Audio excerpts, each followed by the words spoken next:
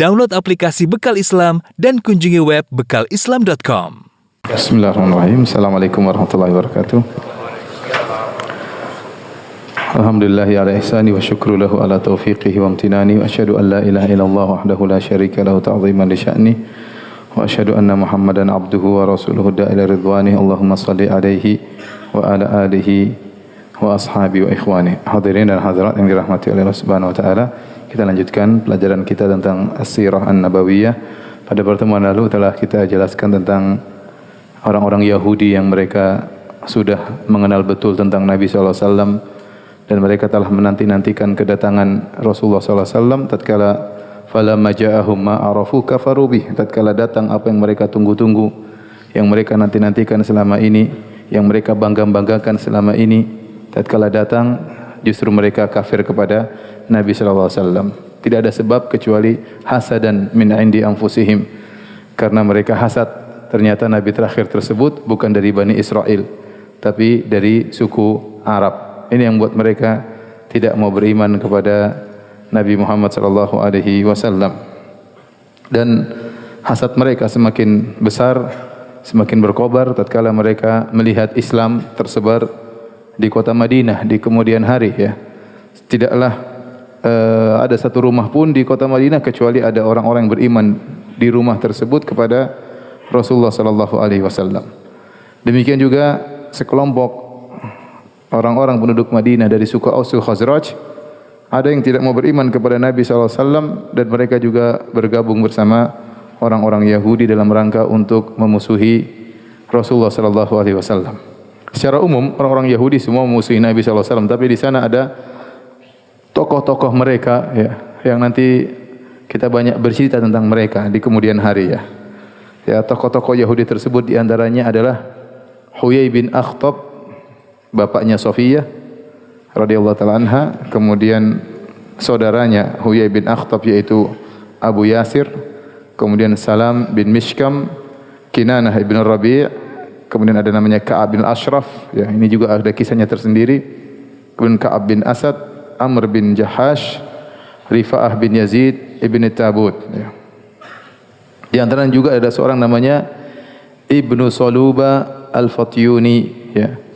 Dia berkata kepada Nabi sallallahu alaihi wasallam, "Ya Muhammad, ma ji'tana bi syai'in na'rifuhu." Wahai Muhammad, kau tidak mendatangkan kepada kami sesuatu yang kami ketahui. "Wa ma anzalallahu 'alaika min ayatin bayyinatin fanatba'aka laha." Dan Allah tidak menurunkan bersamamu satu ayat yang jelas. Yang kalau ayat itu jelas kami pasti ikut engkau, tapi tidak ada ayat jelas tersebut. Maka Allah turunkan ayat membela Rasulullah sallallahu alaihi wasallam, "Wa laqad anzalna ilaika ayatin bayyinat." Sungguh kami telah turunkan kepada engkau wahai Muhammad bukan satu ayat saja, ayatin bayyinat, berayat-ayat yang sangat jelas. "Wa ma yakfuru biha ilal fasiqun." Tidak ada yang mengkafiri ayat-ayat tersebut kecuali orang-orang fasik. Kemudian juga misalnya Rafi' bin Huraimilah dan Wahab bin Zaid, dua orang Yahudi ini pernah berkata kepada Rasulullah sallallahu alaihi wasallam, "Ya Muhammad, i'tina bi kitabin tunziluhu alaina minas sama'i naqra'uh." Wahai Muhammad, turunkanlah kepada kami dari langit buku yang kami bisa baca, ya, kitab suci yang dari langit kami baca. Yang kedua, wa fajjir lana anharan natba'uka wa nusaddiquk, dan alirkanlah bagi kami sungai-sungai, ya, agar kami bisa membenarkanmu dan mengikutimu. Maka Allah Subhanahu wa taala menurunkan ayatnya kepada Rasulullah sallallahu alaihi wasallam, "Am turiduna an tas'alu rasulakum kama su'ila Musa min qabl, wa may yatabaddalil kufra bil imani faqad dhalla sawa'as sabil." Allah menjelaskan, wahai Muhammad, itu kebiasaan orang-orang Yahudi dulu, nenek moyang mereka juga minta yang aneh-aneh kepada Nabi Musa. Ya, maka kata Allah, "Am turiduna an tas'alu rasulakum?" Apakah kalian ingin meminta kepada Rasul kalian itu Muhammad sallallahu alaihi wasallam sebagaimana Musa dahulu diminta sebelumnya? Barang siapa yang merubah keimanan dengan kekufuran, maka dia telah tersesat dari jalan yang lurus, ya. Jadi kebiasaan orang Yahudi dahulu minta yang aneh-aneh kepada Nabi Musa alaihissalam. Insyaallah nanti mudah-mudahan pada pertemuan berikutnya kita akan bicara tentang sejarah Yahudi, karena mereka ini kaum spesial, ya, yang harus kita sering berbicara tentang mereka karena sangat berbahaya.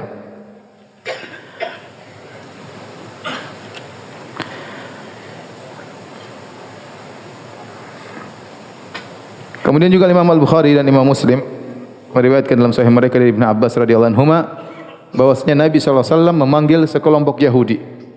Kemudian Nabi bertanya kepada mereka tentang sesuatu, ternyata mereka tahu jawabannya namun mereka sembunyikan. Lalu mereka mengabarkan kepada Nabi dengan jawaban yang lain. Ya, dan mereka memperlihatkan kepada Nabi bahwasanya mereka ingin dipuji oleh Nabi sallallahu alaihi wasallam karena mereka telah mengabarkan kepada Nabi apa yang Nabi tanyakan. Dan mereka gembira dengan apa yang mereka sembunyikan. Sudah mereka jawabnya salah, ingin dipuji, kemudian mereka bangga dengan apa yang mereka sembunyikan, maka Allah turunkan firman-Nya, "Wa idz akhadallahu mitsaqal ladzina utul kitaba latubayyinunnahu lin-nasi wa la taktumunah." Tatkala Allah telah mengambil perjanjian kepada ahlul kitab, yaitu orang Yahudi, bahwasanya kalian sungguh-sungguh akan menjelaskannya kepada manusia. Yaitu kalian harus menjelaskan tentang kebenaran, tentang Rasulullah sallallahu alaihi wasallam kepada manusia. Wala taktumunah, dan jangan kalian sembunyikan kebenaran. Fanabadhuhu wara'a zuhurihim, namun mereka membuang perjanjian tersebut di belakang mereka. Mereka tidak menghargai perjanjian mereka yang Allah telah ambil sumpah dari mereka. Washtarau bihi thamanan qalila, semuanya untuk mendapatkan sedikit dunia. Fabi'sa ma yashtarun, sungguh buruk apa yang mereka tukarkan tersebut. Al-Karim Ibnu Katsir tatkala mengomentari ayat ini, beliau mengatakan bahawa ini adalah cercaan Allah kepada orang-orang Yahudi Ahlul Kitab. Karena Allah telah mengambil janji dari mereka melalui lisan para anbiya, Nabi Musa dan yang lainnya, bahwasanya kalian harus menyebarkan kepada manusia tentang Nabi terakhir yang akan datang. Harus sering diucap-ucapkan, harus sering diberitakan, supaya orang-orang memiliki persiapan untuk menyambut Nabi terakhir tersebut. Ya, dan ini dilakukan orang Yahudi. Mereka sering sampaikan ini kepada penduduk kota Madinah. Mereka sesumbar akan datang Nabi terakhir yang bersama kami akan beriman dengan Nabi tersebut, kami akan mengalahkan kalian.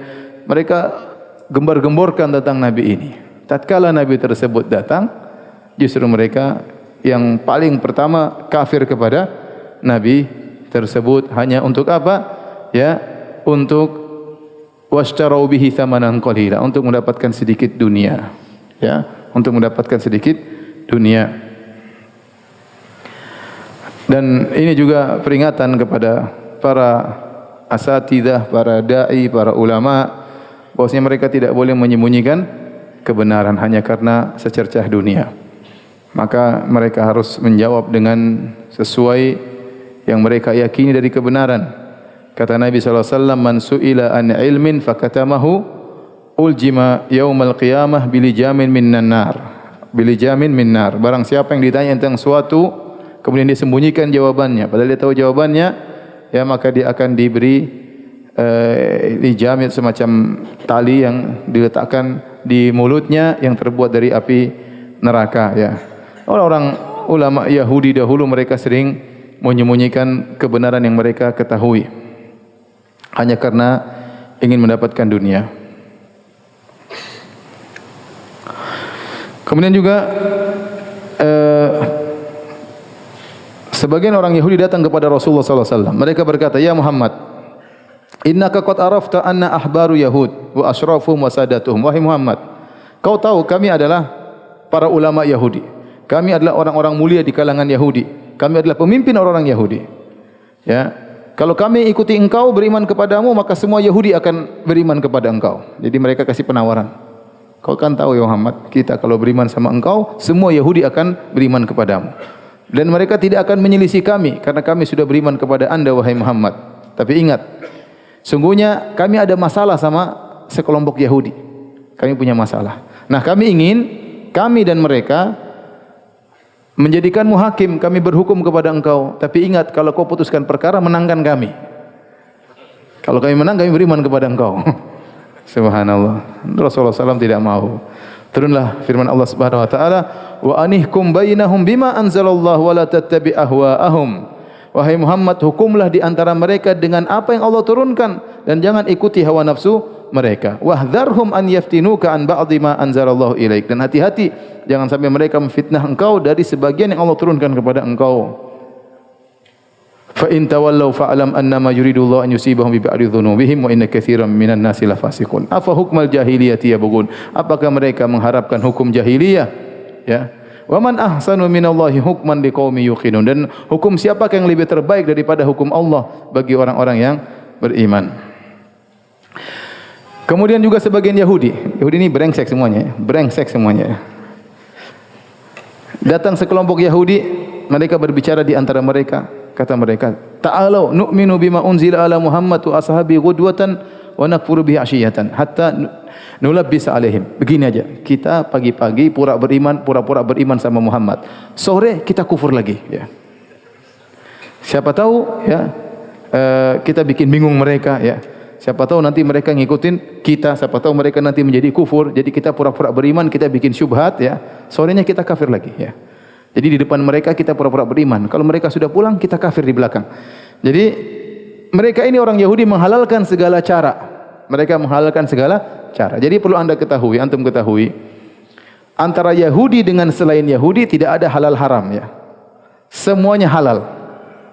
Tapi di antara mereka ketat. Antara Yahudi sama mereka punya hukum-hukum yang mereka tegakkan dan mereka sangat ketat, ya. Tetapi kalau sudah mereka sama kita, sama selain Yahudi, ya, selama non Yahudi, maka tidak ada namanya halal haram, semuanya boleh, ya. Sebagaimana termaktub dalam buku-buku akidah mereka, terutama kitab Talmud. Yang ini nanti insyaallah kita jelaskan di lain waktu.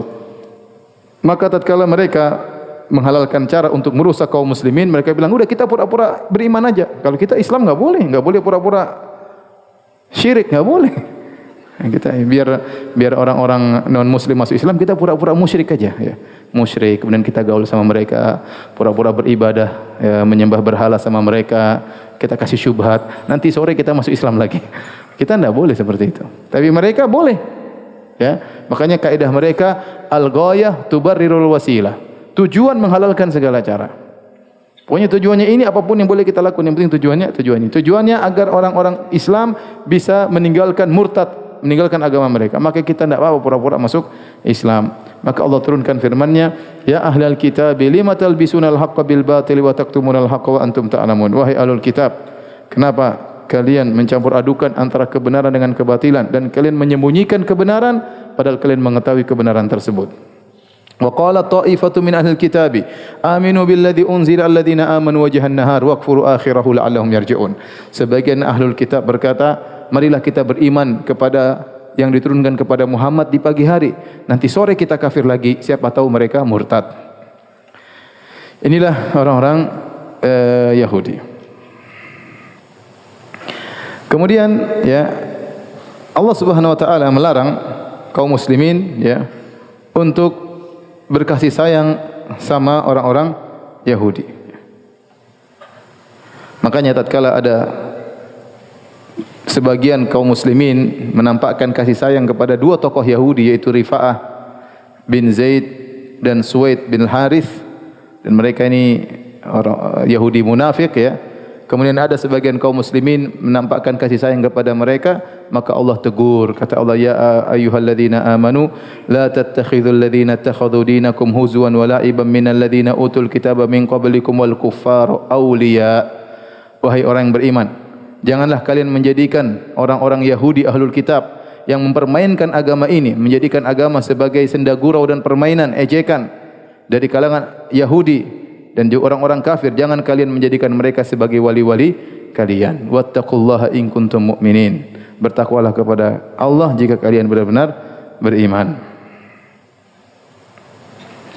Demikian juga Allah turunkan ayat yang menegur, "Ya ayyuhalladzina amanu la tattakhidhu bitanatan min dunikum la ya'lunakum khabala waddu ma anittum qad badatil baghdha'u min afwahihim wa ma tukhfi sudurum akbar qad bayyana lakumul ayati in kuntum ta'qilun." Kata Allah, wahai orang yang beriman, jangan kalian menjadikan orang-orang Yahudi sebagai teman-teman dekat kalian, yang kalian teman ngobrol, kalian ceritakan rahasia kalian. Ya, kalau bertetangga enggak ada masalah, tapi jadi teman dekat, kemudian jadi teman ngobrol, teman musyawarah, enggak boleh, ya. Yang mereka berusaha memberikan kemudaratan kepada kalian. Mereka berangan-angan timbul perkara-perkara yang menyusahkan kalian. Qad badatil baghdha'u min afwahim. Sungguh telah nampak permusuhan dari lisan-lisan mereka. Wa ma tukhfi sudurum akbar. Dan apa yang disembunyikan, permusuhan dalam dada mereka lebih besar lagi. Qad bayyana lakumul ayati in kuntum ta'qilun. Sungguh kami telah jelaskan bagi kalian ayat-ayat agar kalian jika kalian berfikir. Orang Yahudi ya, mereka mengetes Nabi sallallahu alaihi wasallam. Ya, untuk dalam rangka apa? Untuk ngejek Nabi sallallahu alaihi wasallam ya. Al-Imam Al-Bukhari dan Muslim meriwayatkan dari Ibnu Mas'ud, beliau berkata, "Baina ana ma'an Nabi sallallahu alaihi wasallam fi harthin wa huwa muttaqi'un ala asibin." Suatu hari aku bersama Nabi sallallahu alaihi wasallam di suatu semacam mazra'ah, kebun ya. Kemudian Nabi sedang bertelekan pada pelepah korma. Idh marral Yahud, tiba-tiba sekelompok Yahudi lewat. Faqala ba'dhum li ba'dhin, sebagian mereka bicara. Saluhu anir ruh, tanya Muhammad tentang ruh, tanya. Jadi mereka ingin tanya Nabi, yang Nabi tidak bisa jawab ya. Ya, katanya Nabi enggak bisa jawab, intinya gitulah maksudnya. Tanya dia. Faqalu ma rabakum ilaihi, apa hajat kalian sama dia? Sudah enggak usah tanya-tanya. Ya. Jangan sampai nanti dia jawab kalian jadi jengkel. Enggak usah tanya. Kata mereka, tanya. Jangan, nanti kalau dia jawab kita jadi enggak enak. Sudah tanya aja. Tanyakan kepada Muhammad tentang ruh. Akhirnya mereka datang. Muhammad, apa itu ruh? Subhanallah. Pertanyaan susah ya. Pertanyaan susah ya. Tentang ruh, siapa yang tahu tentang ruh? Maka Nabi SAW tidak bisa jawab. Ya. Sampai akhirnya turun wahyu kepada Rasulullah SAW. Tatkala turun wahyu, maka Allah mengatakan wa yas'alunaka 'anir ruh qulir ruhu min amri rabbi. Mereka bertanya kepada engkau tentang ruh, katakanlah ruh adalah urusanku. Wa ma utitum minal ilmi illa qalila. Kalian tidak diberi ilmu kecuali sangat sedikit. Artinya ilmu yang kalian miliki sangat sedikit, tidak bisa menyingkap hakikat ruh. Tidak bisa. Jadi pertanyaan Yahudi enggak usah dijawab wahai Rasulullah. Karena ruh ini memang tidak ada yang bisa tahu bagaimana hakikat ruh. Sampai kata para ulama, kalau ada 1000 orang berkumpul untuk mendefinisikan ruh, akan ada 1000 pendapat. Karena enggak ada yang tahu ruh itu apa. Dari apa dia terbuat, bagaimana cara masuk ke dalam tubuh manusia. Ya, enggak ada yang tahu. Yang tahu hanya Allah Subhanahu wa taala. Makanya Allah mengatakan wa ma utitum minal ilmi illa qalila. Kalian tidak diberi ilmu kecuali sangat sedikit. Enggak bisa mengetahui hakikat ruh.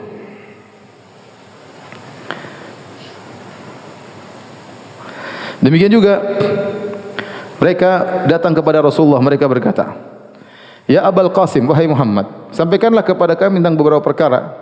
Yang berapa perkara tersebut, 4 perkara tersebut tidak ada yang tahu kecuali Nabi.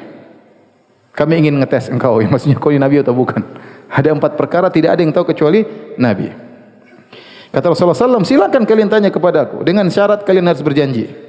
Ya, kalau aku menjawab pertanyaan kalian dan kalian tahu jawabannya, kalian harus masuk Islam. Kata mereka, iya, kami akan masuk Islam. Yahudi brengsek, bohong ya. Kata Nabi, ya kalau gitu tanya. Mereka bertanya di atas pertanyaan mereka, akhbirna 'anit ta'am alladhi harrama Israil 'ala nafsihi min qabli an tunazzala at-Taurat. Ya. Dalam Al-Qur'an Allah mengatakan kullu ta'am kana halal li bani Israil illa ma harrama Israil 'ala nafsihi min qabli an tunazzala at-Taurat. Kabarkanlah kepada kami tentang makanan yang pernah Israel haramkan atas dirinya. Israel maksudnya Nabi Yakub alaihissalam. Dulu Yakub alaihissalam pernah mengharamkan suatu makanan kepada dirinya. Kabarkan kepada kami makanan apakah itu? Subhanallah, teka-teki silang. Apa makanan tersebut? Kemudian pertanyaan mereka berikutnya ya. Akhbirna kaifa hadha an-nabiyyu fi an-naum. Kabarkan kepada kami bagaimana Nabi Musa tidur. Nabi enggak pernah gaul sama Nabi Musa. Enggak pernah ngobrol, enggak pernah. Kita aja kadang ketemu tiap hari enggak tahu teman kita tidurnya bagaimana ya. Ngoroknya bagaimana, suaranya besarnya kecil kita enggak tahu, volumenya sebesar apa kita enggak tahu. Ketemunya cuma di masjid ya. Apalagi yang berbeda zaman antara Rasulullah SAW dengan Nabi Musa. Ya memang ini pertanyaan ngetes ya. Gimana Nabi Musa tidur? Kalau kita apa urusan anak mau tidur? Pertanyaan berikutnya, waman waliyuka minal malaikah? Siapa walimu dari kalangan malaikat? Siapa penolongmu? Malaikat banyak nih. Yang jadi penolongmu siapa? Muhammad. Kata Nabi SAW, di antaranya juga pertanyaannya, ya, kabarkan kepada kami tentang mani atau air perempuan dari air lelaki. Bagaimana bisa muncul kesamaan atau laki atau perempuan dari hubungan intim ya. Kemudian Nabi berkata, kalian punya janji kalau aku kabarkan jawabannya kepada kalian, kalian akan mengikutiku masuk Islam. Mereka bilang, iya Abul Qasim, wahai Muhammad, iya kita akan masuk Islam. Maka Rasulullah SAW mulai menjawab, unsyidukum billahi alladhi anzala at-taurata ala Musa. Aku bersumpah dengan Allah yang telah menurunkan Taurat kepada Musa. Hal ta'lamuna anna Israila Ya'qub marida maradan syadidan wa tala suqmuhu fanadhara lillahi nadharan la in syafahu Allah ta'ala min sukmihi la yuharrimanna ahabba syarabi ilaihi wa ahabba ta'am ilaihi. Tahukah kalian wahai orang Yahudi, sungguhnya nenek moyang kalian Ya'qub yaitu Israel pernah sakit parah, kemudian sakitnya lama, kemudian dia bernazar kepada Allah Subhanahu wa taala, kalau saya sembuh saya akan mengharamkan makanan yang paling saya sukai dan saya akan mengharamkan minuman yang paling saya sukai. Dan minuman yang paling beliau sukai Israel Ya'qub alaihissalam adalah susu onta, dan makanan yang paling dia sukai adalah daging onta. Kata mereka, benar. Satu, kata Nabi sallallahu alaihi wasallam, Allahumma syahid alaihim, ya Allah jadi saksi. Kemudian pertanyaan kedua tentang masalah air mani laki-laki perempuan. Ya. Kata Nabi sallallahu alaihi wasallam, fa unsyidukum billahi alladzi la ilaha illahu. Aku bersumpah dengan nama Allah yang tidak ada sembahan yang berhak disembah kecuali Engkau. Alladzi anzala at-taurata ala Musa, yang menurunkan Taurat kepada Nabi Musa.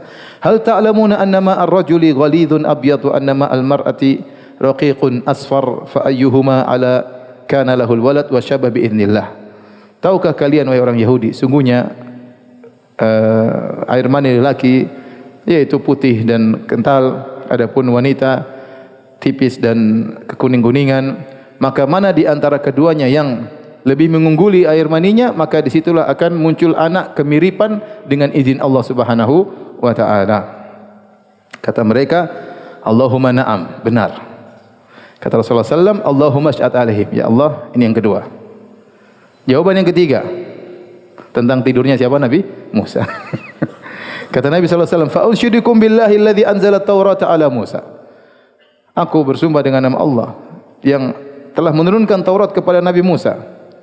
Hal ta'lamuna anna hadha an-nabiyya tanamu aynahu wa la yanamu qalbuhu? Tahukah engkau Nabi itu Musa alaihissalam tidur dua matanya tetapi hatinya tidak tidur? Dan demikianlah para nabi. Mata mereka tidur tapi hati mereka tetap terjaga. Qalu Allahumma na'am. Benar. Tinggal satu pertanyaan. Kata Nabi, Allahumma syahid alaihim. Kata Nabi, benar ya Allah, jadilah saksi kepada mereka. 3 pertanyaan sudah dijawab.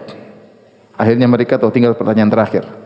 Antal an, kata mereka, wahai Muhammad, sekarang kabarkan kepada kami pertanyaan keempat. Siapa penolongmu dari kalangan para malaikat? Jawaban ini yang terakhir yang penentu. Kita gabung sama engkau atau kita pisah sama engkau?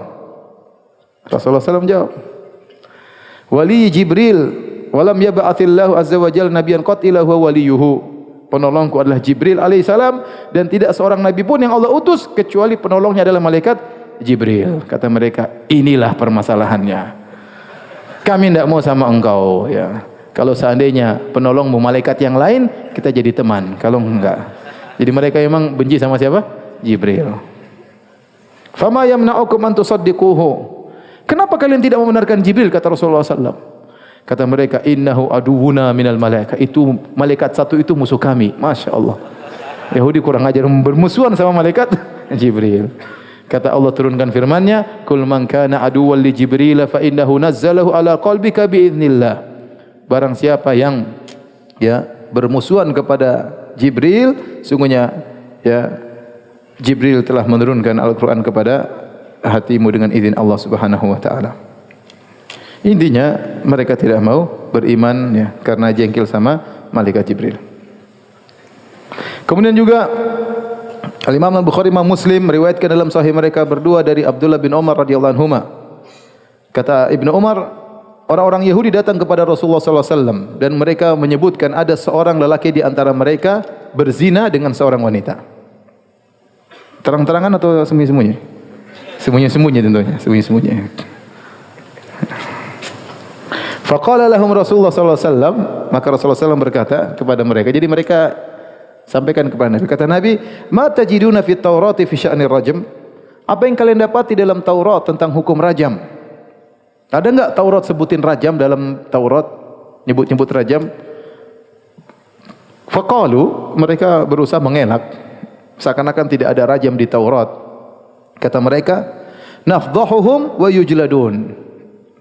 Kami kalau ada yang berzina, kami permalukan, yaitu kami taruh hitam-hitam di wajahnya, kemudian kami arak, kami cambuk, ya. Tapi enggak ada rajam, kata mereka. Akhirnya Abdullah bin Salam yang sudah kita ceritakan pada 2 pekan yang lalu, yang pendeta Yahudi yang masuk Islam, ya, dia langsung mengomentari, kata dia, kadzabtum, kalian dusta. Inna fiha rajam, sungguhnya di Taurat ada penyebutan hukum rajam.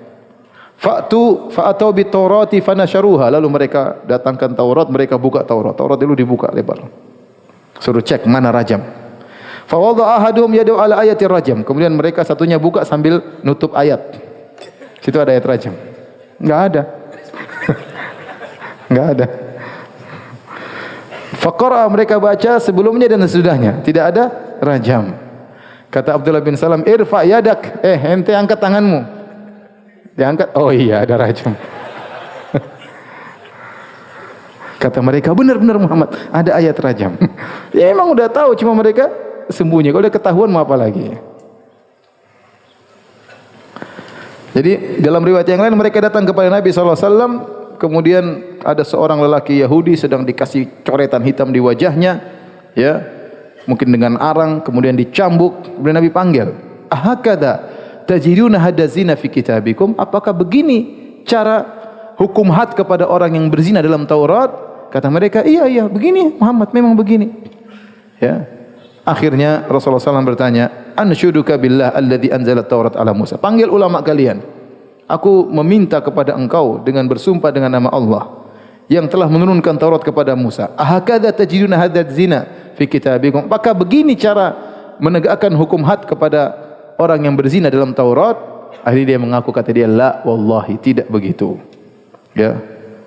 Yang benar adalah dengan rajam.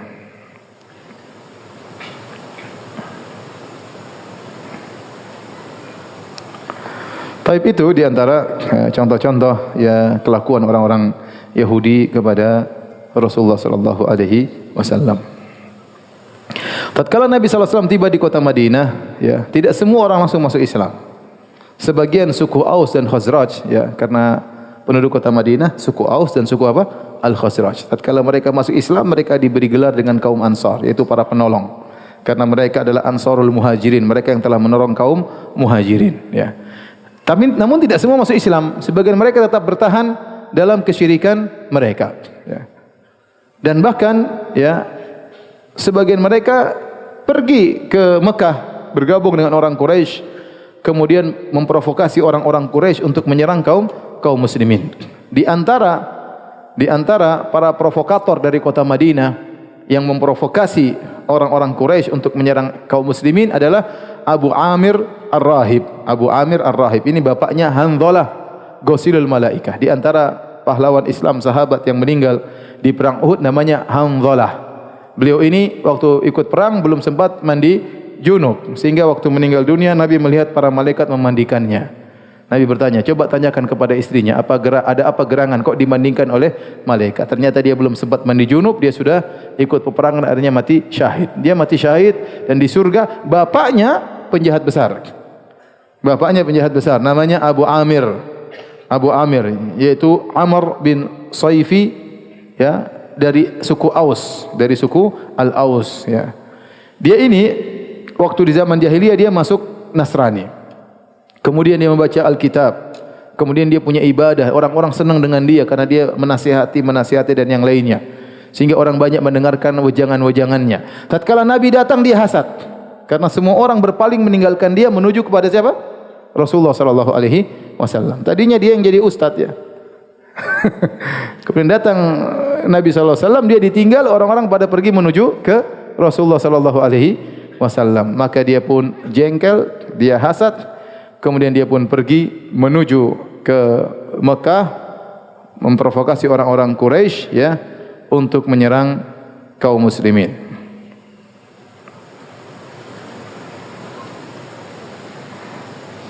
Akhirnya, ya, datanglah kaum musyrikin, datang berkumpul menyerang kaum muslimin dalam perang Uhud ya di antaranya. Namun Nabi SAW menamakan dia Abu Amir Al-Fasiq. Nabi menggelar dia dengan si fasik ya. Tadinya namanya Abu Amir Ar-Rahib, Abu Amir sang pendeta, Abu Amir sang ustad kalau bahasa kita ya. Ternyata diganti dengan Nabi apa? Abu Amir Al-Fasiq ya. Abu Amir si fasik. Kemudian tokoh yang paling top di kota Madinah adalah Abdullah bin Ubay bin Salul. Abdullah bin Ubay bin Salul, gembong orang-orang munafik. Jadi Abdullah bin Ubay bin Salul, ya dia dari suku Al-Khazraj, dari suku Al-Khazraj. Dan dia satu-satunya senior yang tersisa yang ada di kaum Ansar. Karena suku Aus Khazraj terjadi perang saudara di antara mereka sampai dikatakan 120 tahun. Dan terlalu banyak yang meninggal dunia. Dan puncak peperangan mereka dikenal dengan Yaumul Bu'ats, yaitu sekitar 5 tahun sebelum Nabi berhijrah ke kota Madinah. Disitulah puncak-puncak peperangan antara suku Aus dan Khazraj. Di puncak peperangan tersebut, perang saudara tersebut, semua senior-senior tewas. Yang tersisa cuma satu ekor, namanya Abdullah bin Ubay bin Salul. Dia satu-satunya yang tersisa. Akhirnya mereka sudah capek dengan peperangan. Dan dia satu-satunya orang yang disepakati oleh dua suku, Aus dan Khazraj, untuk menuakannya, untuk menjadikannya pemimpin. Ya, ini orang hebat, orang terpandang, senior ya. Maka suku Aus dan Khazraj yang berperang akhirnya sepakat untuk menjadikan dia pemimpin. Siapa? Abdullah bin Ubay bin Salul. Waktu mereka sudah ingin mengangkat jadi pemimpin, tiba-tiba Muhammad sallallahu alaihi wasallam datang. Semua orang berpaling kepada siapa? Rasulullah sallallahu alaihi wasallam. Maka dia pun hasad dan dia pun jengkel. Harusnya dia jadi pemimpin, tidak jadi. Semuanya diambil oleh siapa? Muhammad sallallahu alaihi wasallam. Akhirnya tatkala orang-orang semua masuk Islam, dia tidak mau masuk Islam. Dia tetap dalam kondisi syirik. Dia baru masuk Islam setelah perang Badar. Setelah perang Badar, kaum muslimin jaya mengalahkan orang-orang Quraisy, dia ketakutan, lebih aman dia masuk apa? Islam. Masuk Islam, KTP-nya doang, hatinya munafik. Maka dia berubah jadi musyrik, jadi apa? Munafik. Tapi kalau dilihat KTP-nya, Islam. Inilah kisah dari Abdullah bin Ubay bin Salul. Al-Imam Al-Bukhari Imam Muslim meriwayatkan dari Usama bin Zaid radhiyallahu taala anhuma, bahwasanya suatu hari Rasulullah sallam naik himar, naik keledai ya, memakai pakaian dari yang tebal dari Fadakiyah, itu yang berasal dari kota Fadak dekat kota Madinah. Kemudian Nabi membonceng Usamah bin Zaid yang ya anaknya Zaid bin Harithah. Kemudian Nabi dalam rangka menjenguk Sa'ad bin Ubadah radhiyallahu taala anhu ya. Jadi kaum Ansar semuanya muda-muda ya. Ya. Sa'ad bin Mu'adz pemimpin suku Aus, Sa'ad bin Ubadah pemimpin suku Khazraj. Ini semua belum 40 tahun, masih 30-an ke atas. Yang tua cuma siapa? Abdullah bin Ubay bin Salul. Makanya kata para ulama, sebagaimana pernah kita sampaikan, dakwah di kota Madinah lebih mudah karena gembong-gembongnya sudah pada tewas ya. Tinggal satu yang masih tersisa, Abdullah bin Ubay bin Salul ya. Beda di kota Mekah, gembong-gembong masih ada semua. Susah ya. Di Madinah anak muda dan mereka mudah menerima Islam. Nah, suatu hari Nabi SAW membonceng Usamah bin Zaid, menjenguk Sa'ad bin Ubadah, pemimpin suku Al-Khazraj, ya, menjelang perang Badar, sebelum perang Badar. Kemudian Nabi melewati majelis, lagi orang kumpul-kumpul, situ ada Abdullah bin Ubay bin Salul, lagi duduk situ. Waktu itu Abdullah bin Ubay bin Salul belum masuk Islam, dia masuk Islam setelah perang Badar. Kemudian ternyata di majelis tersebut akhlak, kumpul orang bermacam-macam, ada musyrikin penyembah berhala yaitu Abdullah bin Ubay Salul dan teman-temannya, ada sahabat kaum muslimin dan ada orang-orang Yahudi. Dan di dalam majelis tersebut ada sahabat Abdullah bin Rawahah radhiyallahu anhu yang dari kalangan kaum muslim. Jadi Abdullah bin Ubay bin Salul pemimpin majelis, ada Yahudi, ada musyrikin, ada kaum muslimin. Tatkala Nabi melewati majelis mereka, maka debu yang bekas pijakan himarnya, keledainya Nabi sallallahu alaihi wasallam mengenai majelis mereka. Maka Abdullah bin Ubay bin Salul khammara anfahu, dia pun tutup hidungnya dengan kainnya, dengan selendangnya. Kemudian dia berkata kepada Rasulullah, "Tughabbiru alaina." Jangan bikin debu sama kami. Rasulullah SAW mengucapkan salam kepada mereka. Kemudian Nabi SAW turun dari himarnya. Kemudian Nabi SAW mendakwahi mereka untuk masuk Islam. Nabi bacakan Al-Quran kepada mereka. Setelah Nabi baca Quran, Abdullah bin Ubay bin Salul komentar. Kata dia, "Ayyuhal mar'." Wahai si fulan. Dia tidak sebut nama Nabi. Kata dia, "Wahai engkau." Ya. "Innahu la ahsana mimma taqul in kana haqqan." Yang kau sampaikan tu paling bagus kalau benar. Masalahnya enggak benar. "Fala tu'zina bihi fi majalisina." Jangan kau ganggu kami dengan Al-Qur'an di majelis-majelis kami. Jangan kau ganggu kami. "Irji ila rahlika." Pulang sana ke rumahmu, kata Abdullah bin Ubay bin Salul. Dia orang tua senior. Dia jengkel sama Nabi SAW. Pulang saja ke rumahmu.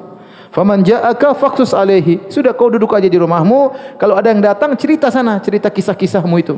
Ya, tapi jangan ganggu kami dengan cerita-ceritamu. Abdullah bin Rawaha ada di situ dan dia sahabat. Dia mengatakan, "Bala ya Rasulullah, faqshina bihi fa majlisina fa inna nuhibbu dzalik." "Dah ya Rasulullah, cerita aja. Kita ingin dengar ceritamu." Akhirnya terjadi pertengkaran di antara mereka. Kaum muslimin, kaum musyrikin, Yahudi ribut. Kaum muslimin bela Nabi. Musyrikin sama Yahudi ngantem Nabi SAW. Sampai hampir mereka bertengkar. Satu bela Nabi, satu membenci Nabi SAW. Akhirnya Nabi suruh mereka diam. Falam yazal Nabi SAW yukhfidhuhum. Rasul bilang, sudah berhenti. Sampai semuanya terdiam. Setelah semua terdiam, Nabi pergi. Nabi naik lagi himarnya, kemudian sampai kepada Sa'ad bin Ubadah, lagi sakit. Kata Nabi SAW kepada Sa'ad bin Ubadah, Nabi sedih mendengar perkataan Abdullah bin Ubay bin Salul. Kata Nabi, "Ya Sa'ad, alam tasma' maqala Abu Hubab?" Ya Sa'ad, tidak kau dengar apa yang diucapkan oleh Abdullah bin Ubay bin Salul? Qala kadza wa kadza. Tadi dia bilang begini. Rasulullah sampaikan. Maka Sa'ad nasihati Nabi SAW atau menyampaikan pendapat dia. Sa'ad berkata, "Ya Rasulullah, u'fu anhu wasfah anhu." Ya Rasulullah, maafkanlah Abdullah bin Ubay bin Salul. Lapangkanlah dadamu terhadap Abdullah bin Ubay bin Salul. "Walladzi anzala 'alaikal kitab." Demi Allah yang menurunkan Al-Qur'an kepadamu. "Laqad ja'a Allahu bil haqqil ladzi anzala 'alaik." Sungguh Allah telah mendatangkan kebenaran melalui engkau yang Allah turunkan kepadamu. "Wa laqad istalaha ahlu hadhil buhairah ala an yutawwijuhu fayu'assibunahu bil isabah." Sungguh kami ini, suku Khazraj, penduduk kota Madinah, kita sudah sepakat untuk menjadikan dia pemimpin sebenarnya. Sebelum kau datang, wahai Muhammad, wahai Rasulullah SAW. "Falamma aballahu dzalika bil haqq alladzi a'taka Allahu syarika bidzalik." Tatkala Allah mengirimkan engkau membawa kebenaran, tidak jadi. Akhirnya dia kayak keselak sini, jengkel. Kata siapa namanya? Kata Sa'ad bin Ubadah. "Fadzalika fa'ala bihi ma ra'ait." Karena itu dia ngomong begitu sama engkau, wahai Rasulullah. Fa'afa anhu Rasulullah SAW. Maka Nabi pun maafkan siapa? Abdullah bin Ubay bin Salul. Dan Nabi dan para sahabat yang maafkan kaum musyrikin. Ya. Dan Allah merintahkan hal tersebut.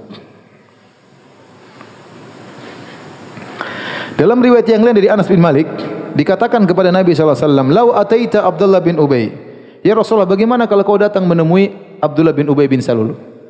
Qala, dakwahi dia. Dia pemimpin di kota Madinah. Maka Nabi pun berjalan menuju Abdullah bin Ubay bin Salul. Kemudian Nabi naik himarnya, ya. Kemudian tatkala Nabi sampai kepada Abdullah bin Ubay bin Salul, maka dia berkata, "Ilaika anni, pergi engkau. Wallahi laqad adhani natnu himarik." Sungguh baunya himarmu telah menggangguku. Pergi. Sombong ya. Pergi, ya. Maka ada seorang dari kaum Ansar bela Nabi. Kata dia, kaum Ansar, "Wallahi la himar Rasulullah SAW atyabu rihan minka." Ada yang bela Nabi. Kata dia, "Wahai Abdullah bin Ubay bin Salul, itu keringatnya himarnya Nabi lebih harum daripada ente." Lebih harum daripada ente. Ente bilang tadi bau, itu baunya masih lebih harum daripada ente. Maka Abdullah bin Ubay bin Salul pun ngamuk, ya. Ada seorang pun ngamuk membela Abdullah bin Salul, akhirnya ribut sama sahabat tersebut, ya. Mereka sering pukul-pukulan pakai pelepah korma, ada yang lempar-lemparan pakai sendal dan yang lainnya, ya.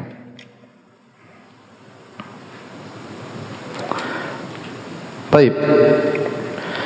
Tatkala orang-orang Quraisy mengetahui ya orang-orang musyrikin yang masih ada di kota Madinah benci dengan Rasulullah sallallahu alaihi wasallam, maka ini dijadikan kesempatan oleh orang Quraisy Mekah untuk memanfaatkan mereka untuk memusuhi Nabi sallallahu alaihi wasallam. Maka mereka pun kirim surat kepada Abdullah bin Ubay bin Salul, ya. Jadi yang orang musyrikin yang tersisa, ya.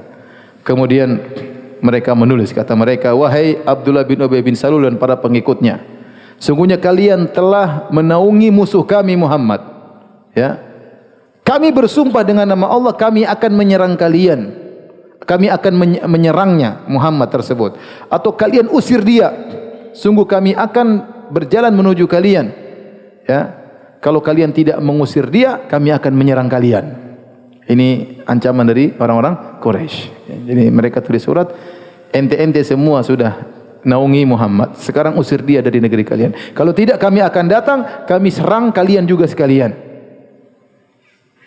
Akhirnya tatkala sampai kabar ini kepada surat tersebut kepada Abdullah bin Ubay bin Salul, maka mereka pun berkumpul. Sudah, kita berkumpul. Gimana kalau kita serang Muhammad sallallahu alaihi wasallam? Ternyata mereka sedang rapat, Nabi datang kepada mereka. Nabi bilang, kayaknya ancaman Quraisy telah menakuti kalian. Nabi ternyata sudah tahu apa yang mereka rencanakan. Akhirnya mereka pun tercerai-berai, enggak jadi nyerang Rasulullah SAW karena rencana sudah ketahuan.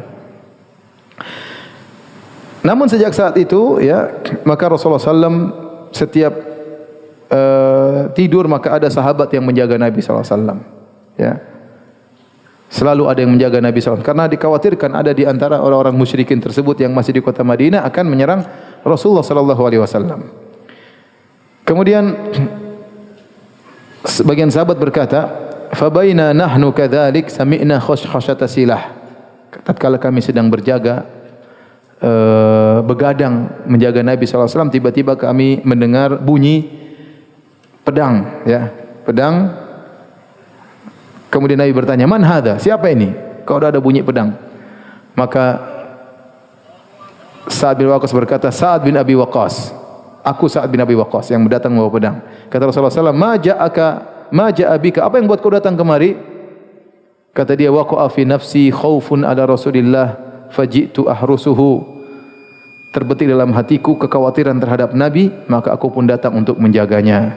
Maka Rasulullah SAW pun mendoakan Sa'ad bin Abi Waqqas radhiyallahu taala anhu. Baik, azan aja dulu. Kalau ada yang bertanya saya persilahkan.